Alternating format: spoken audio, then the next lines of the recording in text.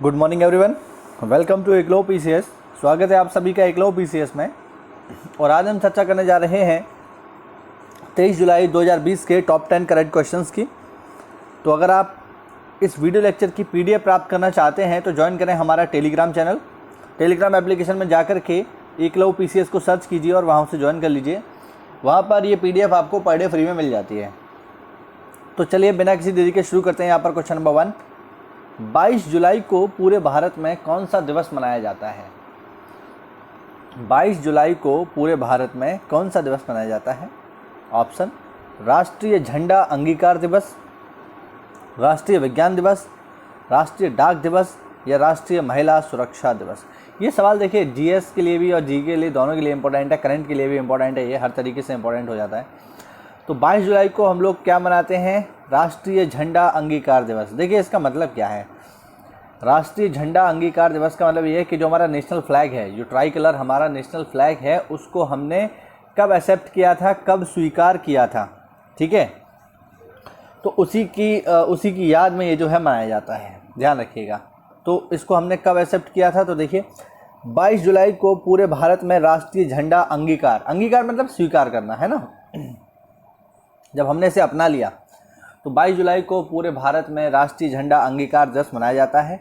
22 जुलाई 1947 को ही राष्ट्रीय ध्वज तिरंगे को भारत के संविधान द्वारा अपनाया गया था।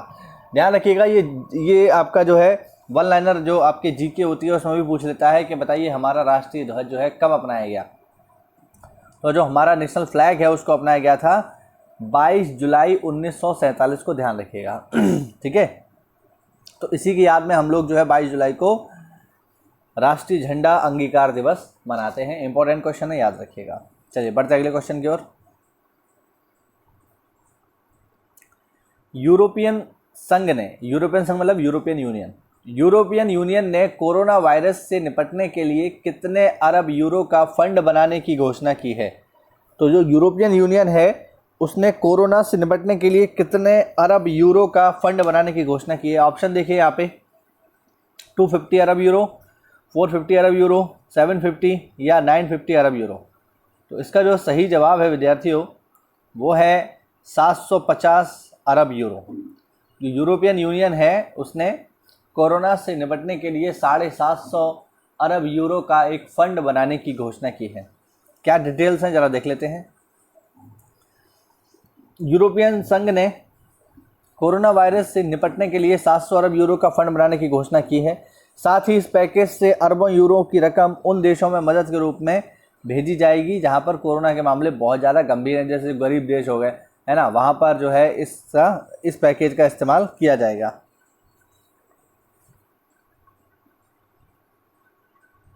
ठीक है, ध्यान रखिएगा। चलिए बढ़ते अगले क्वेश्चन की ओर। निम्न में से किस टेलीकॉम कंपनी ने गुजरात, दिल्ली और मुंबई सर्किल में पोस्ट पेड ग्राहकों के लिए ई सिम लॉन्च किया है? ऑप्शन देखिए यहाँ पर, जियो, एयरटेल, डॉल्फिन या वोडाफोन आइडिया। तो ये जो ई सिम है इसको किस कंपनी ने या किस नेटवर्क ऑपरेटर कंपनी ने इसको लॉन्च किया है? सही जवाब है विद्यार्थियों इसका वोडाफोन आइडिया। ठीक है, तो ये ई सिम है। मतलब देखिए ई सिम का मतलब ये हो गया कि अब इसमें जो फिजिकल सिम जो हमारे मोबाइल में पड़ती है एक छोटे से कार्ड के रूप में, वो अब नहीं पड़ेगी। ठीक है, वो अब नहीं पड़ेगी, उसके स्थान पर एक चिप लग जाएगी। मैं अभी आपको दिखा देता हूँ। देखिए यहाँ पे इसकी व्याख्या में लिखा हुआ है कि वोडाफोन आइडिया ने हाल ही में टेलीकॉम कंपनी ने दिल्ली, गुजरात और मुंबई सर्किल में पोस्ट पेड ग्राहकों के लिए सिम लॉन्च किया है, जिसके तहत वोडाफोन और आइडिया के ग्राहक इंटीग्रेटेड सिम चिप के जरिए नेटवर्क को एक्सेस कर सकेंगे। ठीक है, तो ये नई सिम लॉन्च की गई है, एक नया एक्सपेरिमेंट है। आप देख लीजिए किस तरीके की है ये। देखो इस तरीके की ये सिम होगी, ये टाइम्स ऑफ इंडिया की न्यूज़ है। इस तरीके की सिम होगी ये यहाँ पे। और देखिए यहाँ पे हम ये भी देख लें कि इसको कौन कौन इस्तेमाल कर पाएगा। तो ऐसा नहीं है कि अभी आप जाकर अपने मोबाइल में से इस्तेमाल करना शुरू कर दें, ऐसा नहीं है। तो इसके लिए कुछ रूल्स हैं, मतलब अभी कुछ ही मोबाइलों में इस्तेमाल होगी, जैसे iPhone 11, iPhone 11 Pro, iPhone 11 Pro Max, iPhone XE, मतलब कुल मिला के यह भी एप्पल आईफोन में ही ये जो है काम कर रही है। इसके अलावा जो है सैमसंग में भी ये जो है काम कर रही है। आने वाले टाइम में कंपनी जो है इसे हर प्रकार के मोबाइल में एक्सेस देगी, लेकिन अभी की अगर हम बात करें तो अभी तो ये जो है केवल सैमसंग और एप्पल के ही कुछ मोबाइलों में काम कर रही है, ध्यान रखिएगा।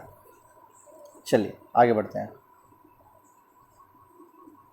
भारत की कौन सी आईटी कंपनी ने अमेरिका की इन्वेस्टमेंट फर्म वैनगार्ड के साथ 1.5 अरब डॉलर की डील की है?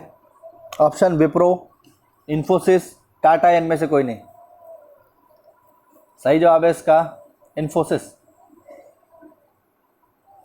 भारत की दूसरी सबसे बड़ी आईटी कंपनी इन्फोसिस ने अमेरिका की इन्वेस्टमेंट फर्म वैनगार्ड के साथ 1.5 अरब डॉलर की डील की है। एक रिपोर्ट के अनुसार यह डील 10 साल पहले की है और इस दौरान डील की राशि 2 अरब डॉलर के पार भी पहुंच सकती है। चलिए बढ़ते अगले प्रश्न की ओर। हाल ही में कौन सा ऑलराउंडर खिलाड़ी दुनिया का नंबर 1 टेस्ट ऑलराउंडर बन गया है? ऑप्शन है यहाँ पे Ravindra Jadeja, James Cameron, Carlos Brathwaite या बेन स्टोक्स। सही जवाब है इसका बेन स्टोक्स। हाल ही में वेस्टइंडीज के खिलाफ बेहतर प्रदर्शन की वजह से बेन स्टोक्स दुनिया के नंबर 1 ऑलराउंडर खिलाड़ी बन गए हैं। 29 वर्षीय बेन स्टोक्स अब बल्लेबाजी रैंकिंग में कैरियर की सर्वश्रेष्ठ तीसरी पोजीशन पर पहुंच गए हैं, ध्यान रखेंगे।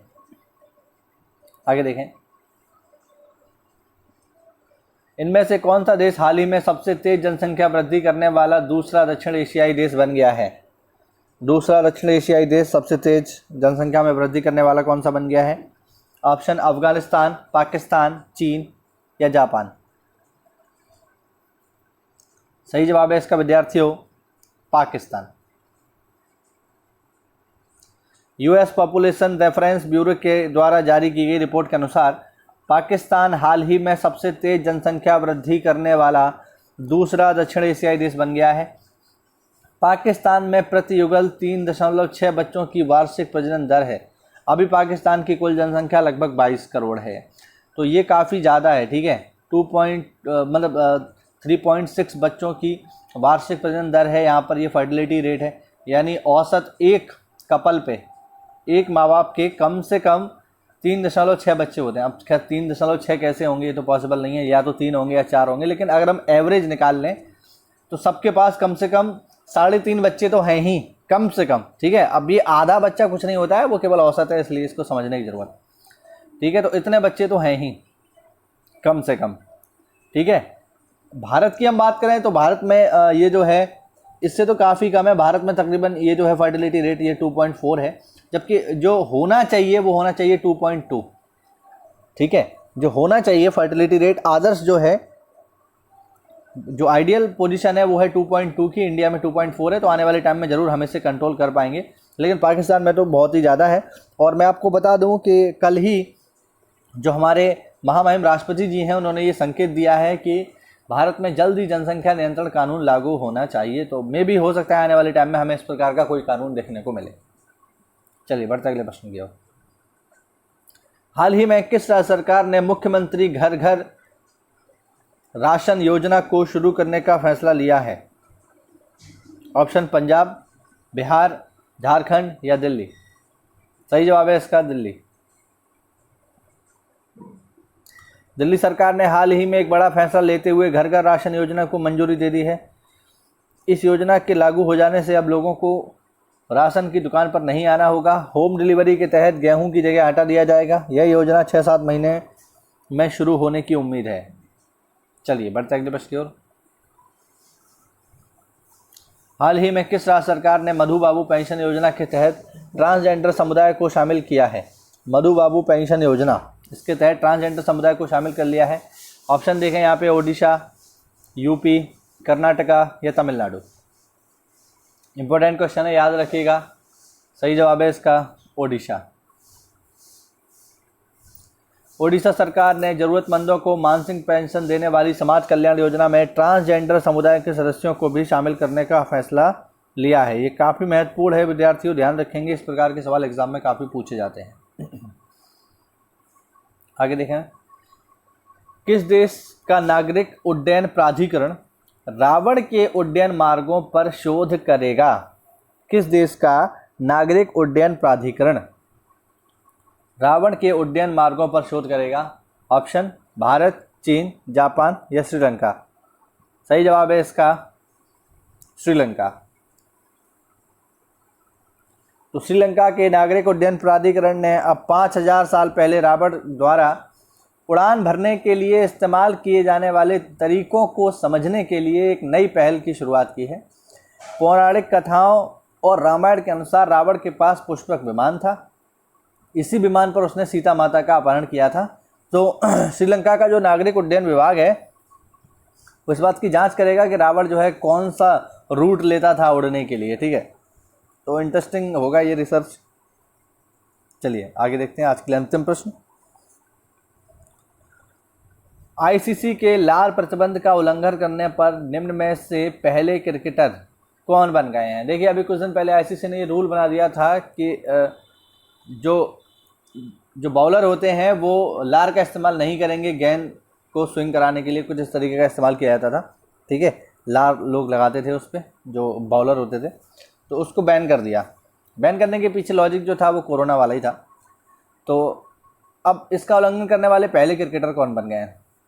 हालांकि मैं बता दूं, इन्होंने ये जानबूझ के नहीं किया, क्योंकि वो आदत है, इतने सालों से करते आ रहे हैं, तो अचानक नहीं छूटेगी, तो गलती से हो गया। ठीक है, तो ऐसा भी नहीं है कि इसके लिए इन्हें कोई सज़ा मिली हो या मतलब इन्हें कोई प्रतिबंध लगा दिया हो, ऐसा नहीं है, वो गलती से हो गया था। नाम आपको बताना है। ऑप्शन है Tim Paine, Virat Kohli, Dom Sibley या ओली स्टोन। सही जवाब है इसका डॉम सिबले। इंग्लैंड और वेस्टइंडीज़ के बीच ओल्ड ट्रैफर्ड में खेले जा रहे दूसरे टेस्ट मैच के चौथे दिन इंग्लैंड के सलामी बल्लेबाज डॉम सिल्वे ने गेंद पर गलती से लार लगाकर आईसीसी के नियमों का उल्लंघन किया है। तो ये थे विद्यार्थियों हमारे टॉप 10 करंट क्वेश्चंस जो कि जुड़े हुए थे 23 जुलाई से। उम्मीद करता हूँ वीडियो में आपको कुछ नई जानकारी मिली होगी। तो अगर ऐसा है तो हमारे वीडियो को लाइक कीजिए और हमसे जुड़ने के लिए चैनल को सब्सक्राइब कीजिए।